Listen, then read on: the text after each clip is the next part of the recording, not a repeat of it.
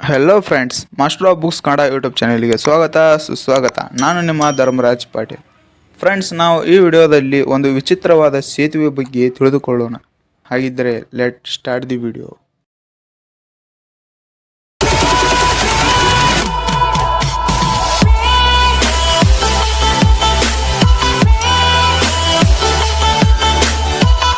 ಯಶಿಮಾ ಒಹಾಶಿ ಸೇತುವೆ.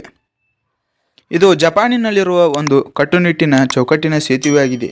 ಇದು ಎರಡು ನಗರಗಳನ್ನು ಸಂಪರ್ಕಿಸುವ ಸೇತುವೆಯಾಗಿದ್ದು, ಇದನ್ನು 1997 ರಿಂದ 2004ರವರೆಗೆ ನಿರ್ಮಿಸಲಾಯಿತು. ಇದು ಜಪಾನಿನ ಅತಿದೊಡ್ಡ ಸೇತುವೆಯಾಗಿದ್ದು, ವಿಶ್ವದ 3ನೇ ಅತಿದೊಡ್ಡ ಸೇತುವೆಯಾಗಿದೆ. ಈ ಸೇತುವೆಯ ಬಗ್ಗೆ ಹೇಳಲು ಕಾರಣವೇನೆಂದು ನೀವು ಕೇಳಬಹುದು. ಅದಕ್ಕೆ ಕಾರಣ, ಕ್ಯಾಮರಾ ಮೂಲಕ ದೂರದಿಂದ ಫೋಟೋ ತೆಗೆದಾಗ ಅತಿ ಇಳಿಜಾರಿನ ಸೇತುವೆ ಎಂದು ಕಾಣುತ್ತದೆ, ಆದರೆ ನಿಜಕ್ಕೂ ಅದು ಕಡಿಮೆ ಇಳಿಜಾರನ್ನು ಹೊಂದಿದೆ. ಇದು ಒಂದು ಕಡೆಯಿಂದ 6.1% ಮತ್ತು ಇನ್ನೊಂದು ಕಡೆಯಿಂದ 5.1% ಇಳಿಜಾರನ್ನು ಹೊಂದಿದೆ. ಇದೇ ಕಾರಣಕ್ಕೆ ಈ ಬ್ರಿಡ್ಜ್ ಪ್ರಪಂಚದಾದ್ಯಂತ ಸುದ್ದಿಯಲ್ಲಿದೆ. ಫ್ರೆಂಡ್ಸ್, ನಿಮಗೆ ಈ ವಿಡಿಯೋ ಇಷ್ಟವಾಗಿದ್ದರೆ ಲೈಕ್ ಮಾಡಿ, ಶೇರ್ ಮಾಡಿ, ಸಬ್ಸ್ಕ್ರೈಬ್ ಮಾಡಿ.